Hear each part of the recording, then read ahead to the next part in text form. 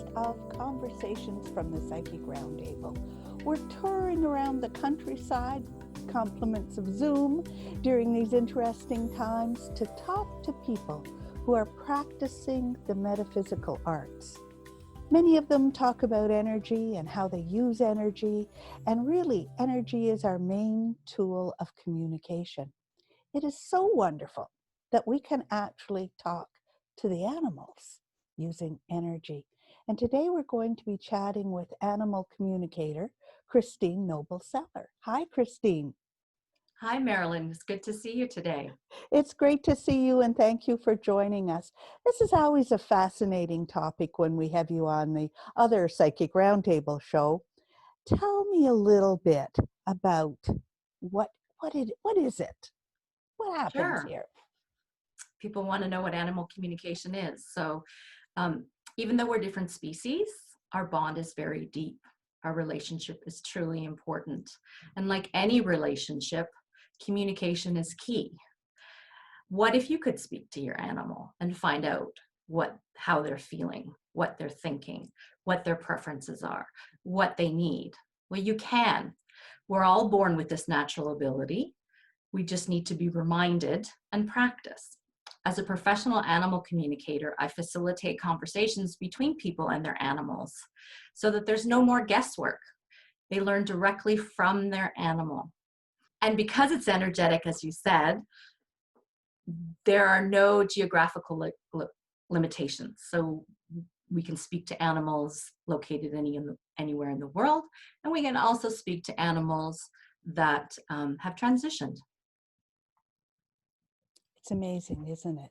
I know you came and had a chat with Rascal when he was here with us, and he was really quite chatty. It was quite fun. So do you have any real life examples how this works, or what happened, or what can you tell us about this? I sure do. Thanks, Marilyn, for asking. The first story that comes to mind is a person that reached out because they're relocating to another country on another continent, and they wanted to know if their cat, Navi, would like to come. The person was concerned because Navi doesn't like to travel in cars, let alone planes. So we had to take some time to explain what would be involved and what an airplane is, and what the travel would be and what it would be like at the other end. That's one story. There's a couple of others I'd like to share as well. A recent one was a woman who wanted to adopt a dog, and a litter was born, and she wanted to talk to the litter to see which would be the best and most appropriate dog for her. Some of the most common conversations that I have are with people who want to check in with their animals, what their quality of life is like. It can be around age, it can be around illness, it can be around an accident.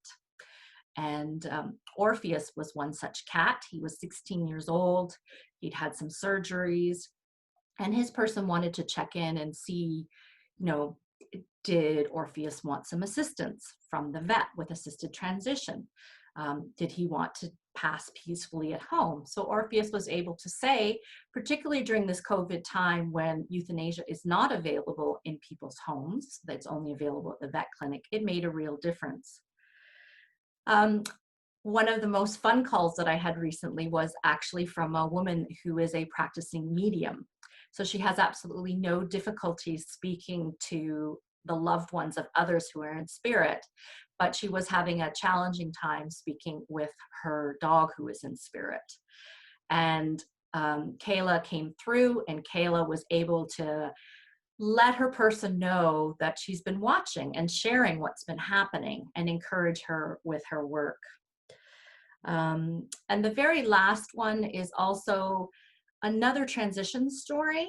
And why I bring up another one is because that humans often have a difficult time with the natural process of death, and animals can be really big teachers.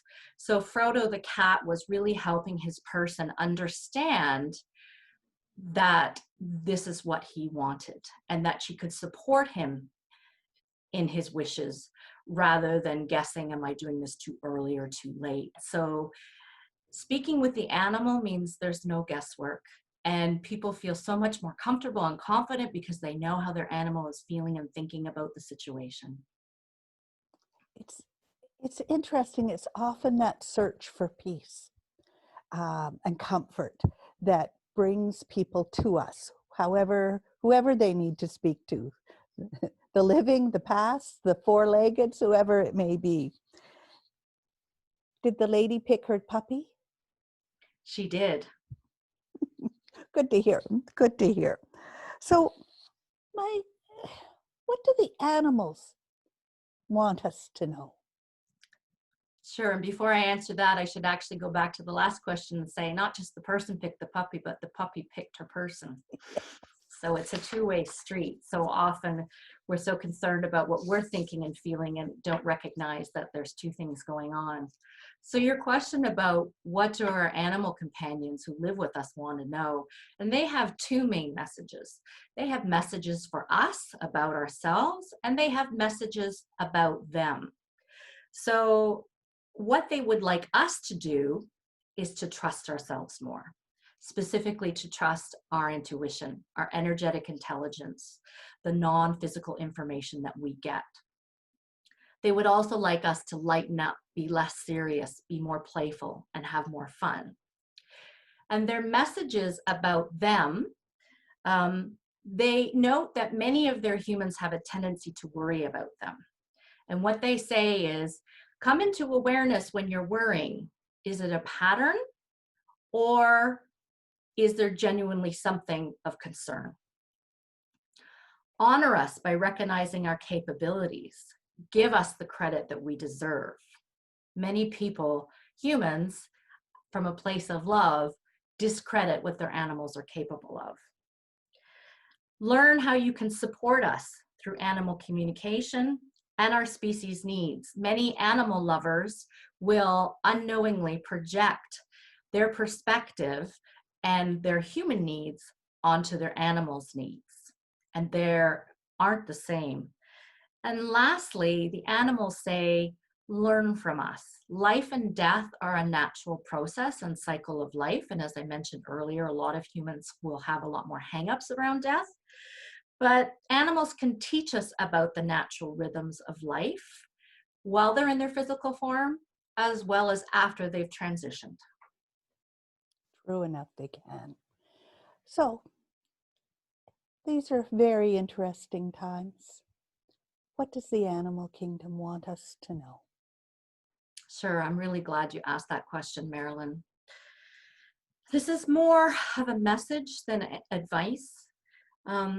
They say we are aware of your situation as a human species, because remember, we're animals too. We love you. We are supporting you. We are doing much more work on the planet than most humans are aware of. You make a difference, even you. Educate others. Donate time, money, or supplies. Sign petitions. Spread awareness. Trust in the power of love. Send us love. Let us know you care. Talk to us. Energetic support is always welcomed and appreciated. The earth also asks us to send love to her. Send her love and treat her with love with your actions. We are all interconnected. We are all a part of one ecosystem. All actions have a trickle effect. Thank you for hearing us. Thank you for listening. Thank you. Now, I know when I work with people, it brings me peace.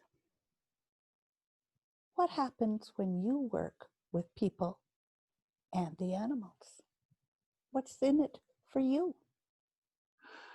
Such a range of emotions. A Course of Miracle talks about what is a miracle, because they come in all sizes and shapes. One is not bigger or better than another. And the definition is a miracle is a shift in perception. And animals help the human species have a shift in perception. They help us to know that there is more than meets the eye. I love continuing to support people realize what is possible with their animal family members. I love assisting family members communicate to a much deeper level so that there is a deeper understanding and connection. It's all about connection, whether it's a happy, joyous time, a challenging, frustrating time, like why is my cat peeing outside the litter box and won't use the litter box, or a deeply sad time when an animal is leaving. There are so many messages that animals have for us. And I'm so grateful and honored. It's a privilege to be let into the intimate part of family life. True enough. True enough. Thank you for doing that work.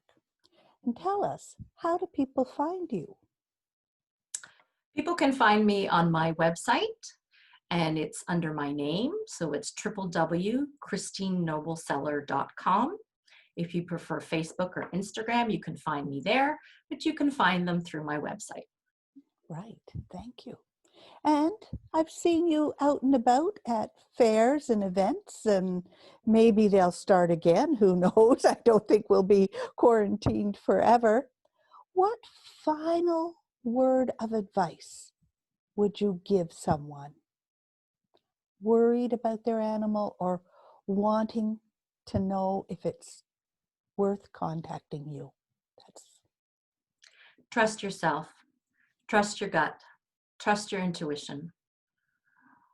A lot of the work that I do is confirming simply with the name and a photo of the animal, what the animal is thinking and feeling. And very often their human will say, that's what I thought, but they don't trust themselves. However, me as a complete stranger relaying this information, they do trust themselves. And animals are really helping. So be quiet, be still, whatever your practice is, meditation, yoga, walking, listening to music, being in nature if you can be safely. There are all kinds of messages for you from the earth, from animals, but we too are wired the same way. We too have this access to energetic intelligence, so please trust it. The animals encourage us to do so. Thank you for joining me today, Christine. You do fascinating work. It's been a pleasure, Marilyn. It's always a delight to see you. Thank you for helping spread education about animal communication.